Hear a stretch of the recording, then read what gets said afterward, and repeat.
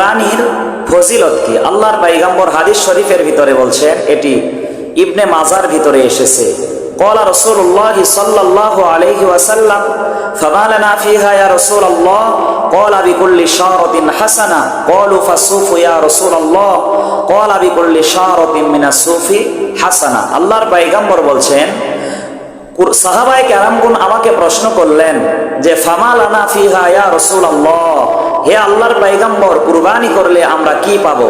আল্লাহর পয়গম্বর বললেন, ক্বালা বিকুল্লি শারাতিন হাসানা, প্রত্যেকটা পশমের বিনিময়ে আল্লাহ তোমাদের আমলনামায় একটি করে নেকি দান করবেন।